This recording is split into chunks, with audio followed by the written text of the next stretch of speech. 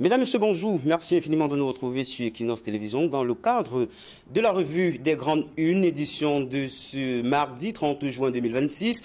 Débutons par le quotidien La Nouvelle Expression qui en sa grande une titre ce matin le littoral aux littoraliens, une stratégie usée du RDPC. Selon le quotidien, c'est une vieille technique du régime de Yaoundé, amplifier le tribalisme lorsqu'ils sentent que les unes qui seront défavorables, que ce soit au niveau national ou dans une portion spécifique du pays. Cette pratique est directement héritée de son parrain qui est le système colonial. On se souvient de la haine anglo-bami, soutient le docteur Aristide Mono. D'autres précisions sont à retrouver en page 3 du quotidien La Nouvelle Expression, paru ce jour. Dans le même sillage, le quotidien parle d'un visage de l'échec. Pourquoi la France dégringole en Afrique? Avec plus de 260 ambassades et consulats dans le monde, la France a le troisième plus grand réseau diplomatique du globe terrestre derrière la Chine et les États-Unis. Sauf qu'il ne suffit pas d'être présent partout pour être aimé. Soutient Wilfried Ekanga comme récemment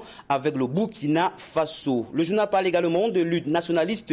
L'intrépide bâtisseur de Bafan, 61 ans après le début de ses persécutions post-colonial et 22 ans après son ultime voyage, la mémoire de Jean Bondé reste gravée dans le marbre du nationalisme camerounais. D'autres précisions sont à lire en pages 8 et 10 du quotidien La Nouvelle Expression. Le quotidien également parle de high culture, comment le Cameroun méprise ses héros. Tiranoa, la deuxième vice-présidente du MSC, fait la revue des artistes camerounais internationalistes réputés dont la disparition n'a jamais fait l'objet d'une célébration particulière de la part des dirigeants du Cameroun. Et puis le journal sort en faisant un clin d'œil à l'international en Afrique du Sud. La chasse aux étrangers s'intensifie. Des violences xénophobes sont redoutées lors des rassemblements prévus cette semaine. Des groupes d'initiatives citoyennes ordonnés jusqu'au 30 juin 2026 aux ressortissants étrangers en situation irrégulière pour quitter le pays de Nelson Mandela, une honte pour la nation arc-en-ciel. D'autres précisions sont à retrouver en page 11 du quotidien La Nouvelle Expression parue ce jour. On poursuit avec le Messager qui titre en sa grande une entreprise publique et parapublique en mode de pilotage automatique. Le journal parle également de assurance maladie aux bons soins de Kafou Policy. Les informations et d'autres détails sont à retrouver dans les colonnes du Messager, édition de ce jour, notamment page 9. Mutation est également en kiosque ce matin et parle de Extrême Nord. Le choléra tue à Photocol, 18 cas au total enregistrés, dont 16 cas dans l'aire de santé de Samé et 2 cas dans l'aire de santé de Photocol, où l'on pointe déjà 2 décès en communauté. Le jour également en kiosque, en sa grande une, titre Alain Boucha. Paradoxe, un pays qui ferme les écoles et ouvre les marchés. Émergent ce matin parle de crise post-électorale, 500 détenus en attente de jugement. Voilà, madame, monsieur, l'essentiel qui font la une des parutions toujours. Ils m'ont déjà rejoint en studio pour commenter, analyser, vous permettre de mieux comprendre, mesdames et messieurs. Je reçois donc Hervé Villandilé. Hervé, bonjour, bienvenue. Bonjour à tous ceux qui nous regardent ce matin. C'est un plaisir de partager ce plateau. Je ne vais pas déroger la règle. Also say good morning to my brother and sister of Anglophone Zone. Good morning to those who are living in Alanki. Good morning to those living in Boya, Manfe, Chico, all those people, and then Bamenda. I also say good morning to my brother and sister of abroad. They are fighting too much to at least contribute to build a country like us, economically and socially, no matter the problem that we are facing.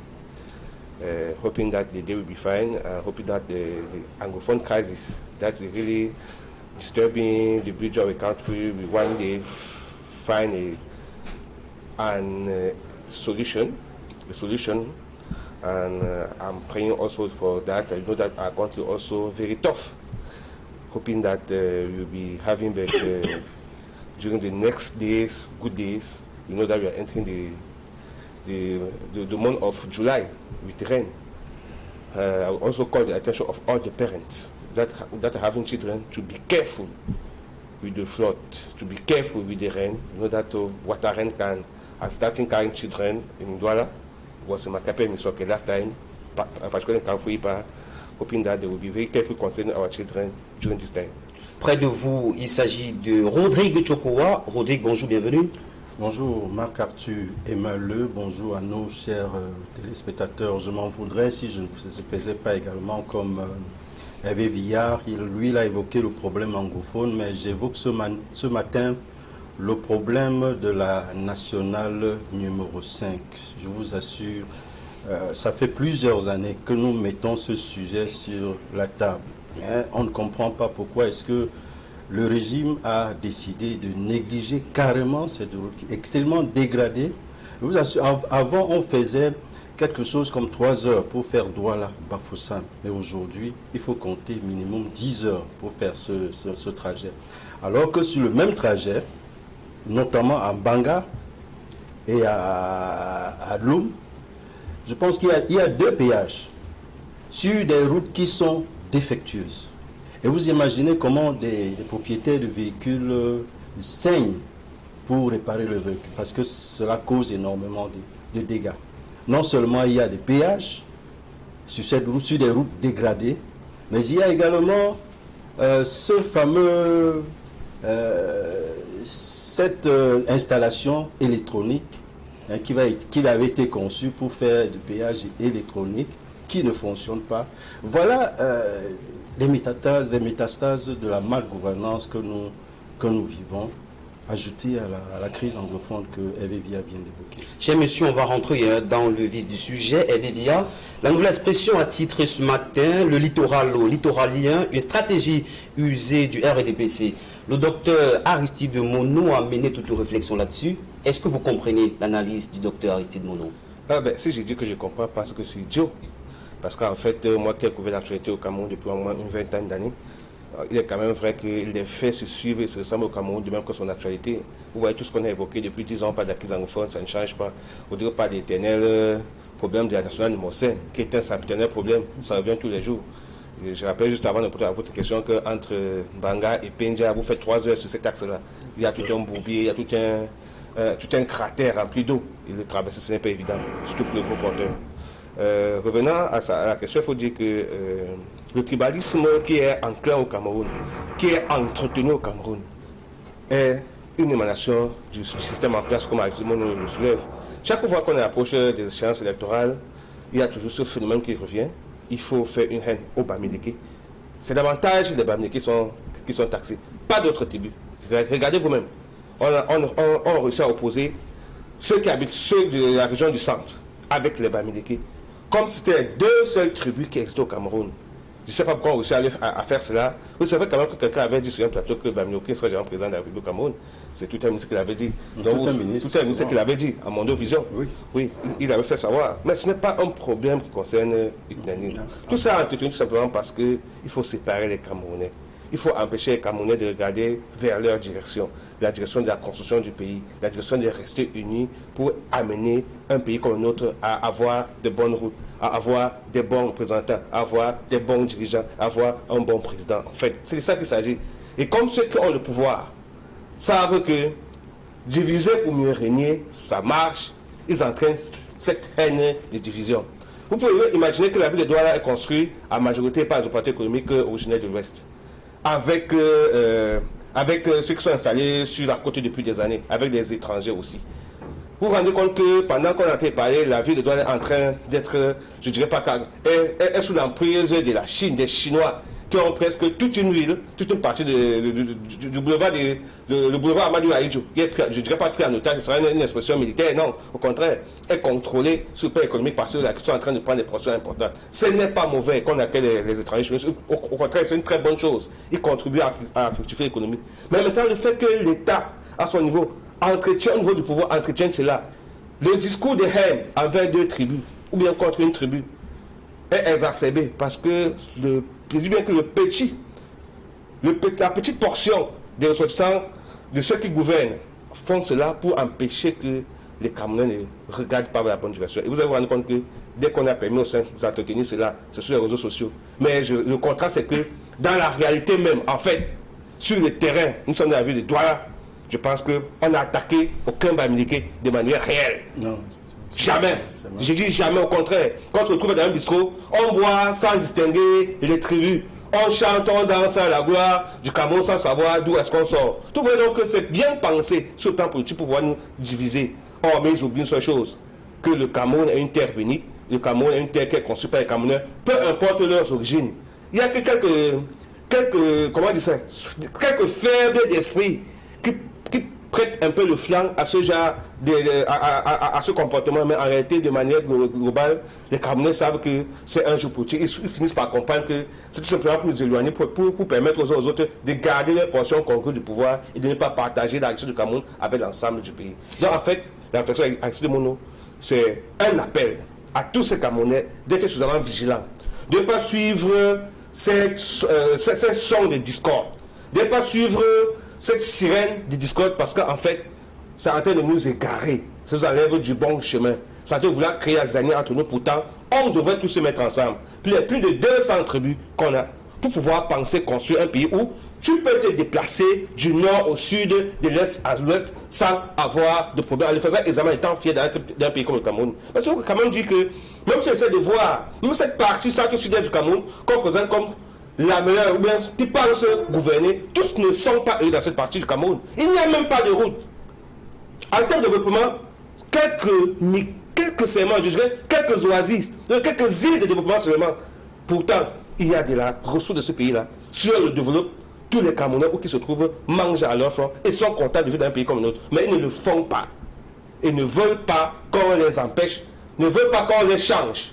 Parce qu'ils sont accrochés à leur pitance et perturbent toute la vie des autres Camerounais sous le fallacieux prétexte d'un tribalisme inventé qui, en réalité, sur le plan pratique, dans la vie sociale des Camerounais, n'existe pas réellement. Alors, Rodrigue, entendre Hervé, est-ce que ce slogan est encore une véritable stratégie politique? Bon, il est là puisque nous le vivons chaque jour, que ce soit des discours, cela est dans les discours, que ce soit dans certains médias. Il y a certains plateaux qui sont expressément organisés pour scander des discours de haine où des individus, des invités en complicité avec le présentateur du plateau arrivent à présenter des choses qui ont trait au tribalisme. Malheureusement, pour eux, cela demeure jusqu'à aujourd'hui dans les discours. Hervé l'évoquait tout à l'heure fort à propos. Le tribalisme dont on parle se dit dans les discours, que ce soit dans les médias et les réseaux sociaux. Mais ma foi, il ne me souvient pas que dans des quartiers que nous puissions vivre la xénophobie. Dans la ville de Douala? Oui, dans la ville de Douala. Mis à part il y a certaines régions, par exemple de l'extrême nord, quand les populations sont en proie à certaines ressources telles que l'eau, et puis on a vu des guerres, des querelles. On en a vu également dans la vallée du Thème, dans le sud, quelques cas. Oui, effectivement, on a vécu des cas de xénophobie manifestes où des gens sont levés pour chasser ce qu'ils appellent des halogènes. Mais ma foi, ce qui est attristant, c'est de constater que malgré tout ce qui se passe, les discours de haine, des guerres de xénophobie, que le pouvoir ne lève pas le petit doigt pour frapper du poing sur la table et mettre fin à cela. Et cela donne raison justement au développement du docteur Aristide Mono, de dire que c'est quelque chose qui est savamment entretenu par le pouvoir en place pour diviser davantage les Camerounais et conserver le pouvoir. Mais il faut dire qu'il faut aller plus loin dans le sens de son développement, pour dire que c'est une vieille méthode utilisée par les colons, c'est-à-dire diviser pour mieux régner. Les Français le faisaient entre les Bamileke, opposer les Bamileke avec certaines autres tribus. Vous vous souvenez le long développement de Lamberton. Donc ils ont ressusciter cette vieille méthode. Mais Ahidjo n'était pas si tribaliste que ça. Parce que c'est vrai, Ahidjo essayait de faire confiance à toutes les ethnies. D'essayer de faire confiance à toutes les ethnies pour gouverner le Cameroun.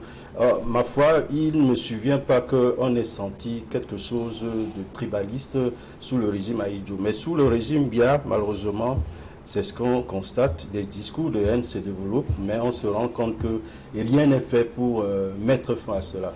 Alors, mutation a titré ce matin Extrême Nord, le choléra tue à Photocol. Alors, Hervé Viandile, comment comprendre qu'au XXIe siècle, le choléra continue de faire des victimes, pourtant les méthodes de lutte sont bien connues? Comment comprendre cela? Il faut dire de manière triviale que le choléra, c'est une maladie hydrique. C'est la maladie de l'eau. Le choléra est dû à la consommation de l'eau sale. Et on consomme de l'eau sale parce qu'on n'a pas d'eau. Votre question, je réponds peut-être comment comprendre qu'au XXIe siècle, le Cameroun est incapable de résoudre les problèmes basiques de ces populations. Offrir de l'eau potable, c'est ça qu'il s'agit en fait. On n'en a pas. Vous vous souvenez effectivement qu'on est en 2012, si je ne me trompe pas, le chef d'État faisait toujours à l'aune d'une épidémie de choléra qui avait tué beaucoup de personnes extrêmement. Le chef d'État avait annoncé la création de 10 000 forages. Et je vous rappelle que ça avait été salué à grand renfort de publicité. J'espère que je ne me suis pas trompé des dates.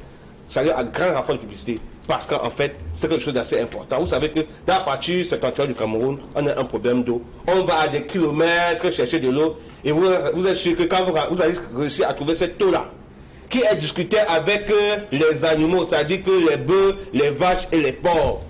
Et on va chercher l'eau dans les oisies. Les femmes qui vont parfois en rentrant ont déjà bu presque la moitié, sinon l'entièreté de la quantité d'eau qu'ils ont allé chercher.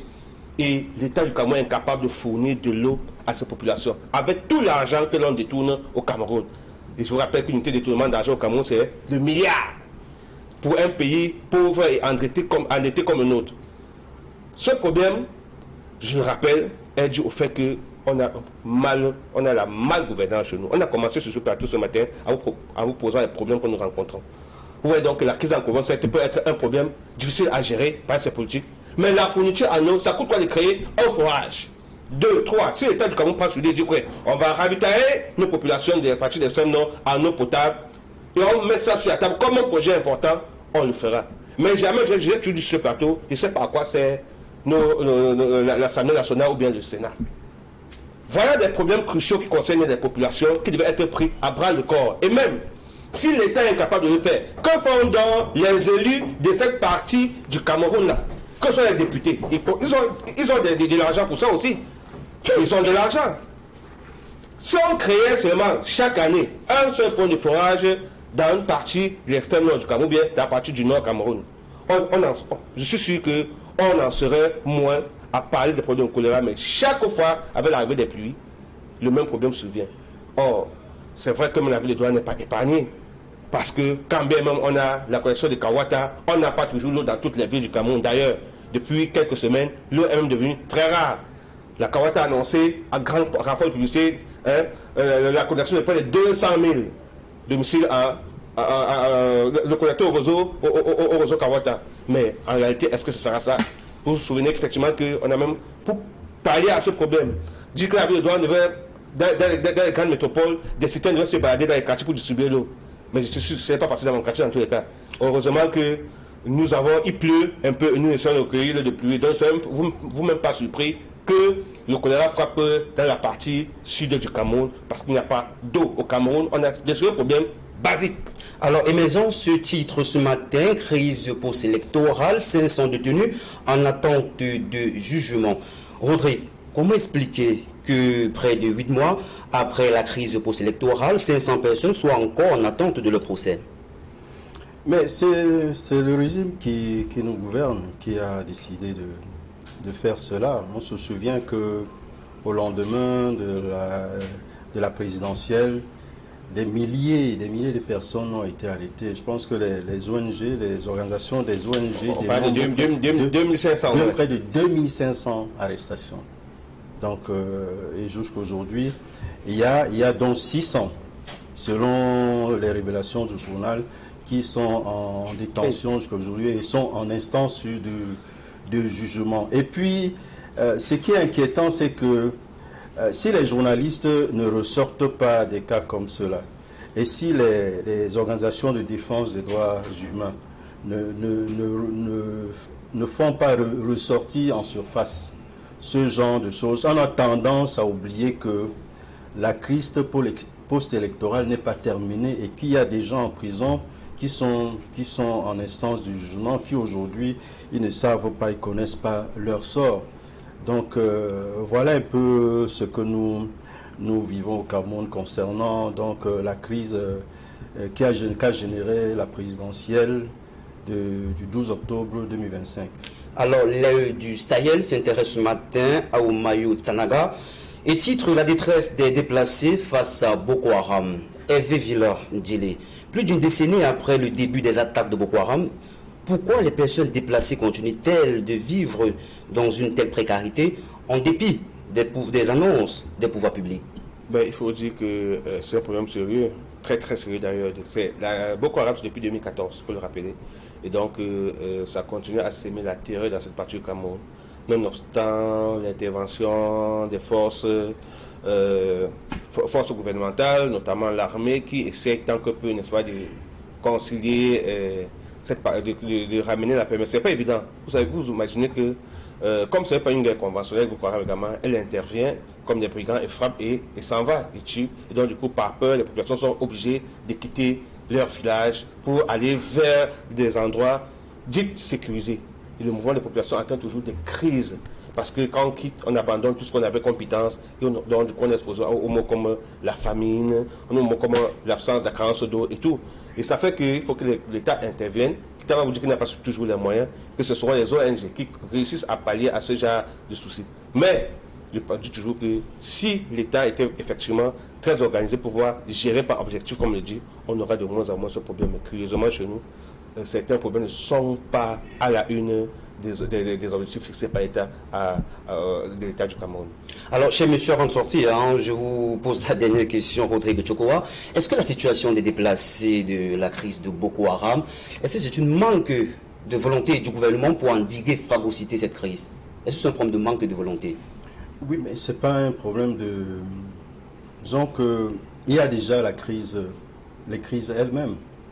Ce qui génère les déplacés. Pourquoi est-ce que cela fait aujourd'hui plus de 10 ans, que ce soit la crise anglophone ou la crise contre Boko Haram, jusqu'aujourd'hui, rien n'a été fait en dépit des moyens colossaux mis en œuvre par le pouvoir pour essayer de booster l'armée à pouvoir réprimer ces crises. Donc jusqu'aujourd'hui, vous voyez, quand on parle des moindres choses, des moindres, c'est-à-dire que les petites choses telles que les choléra, c'est une maladie hydrique, justement. Donc voilà.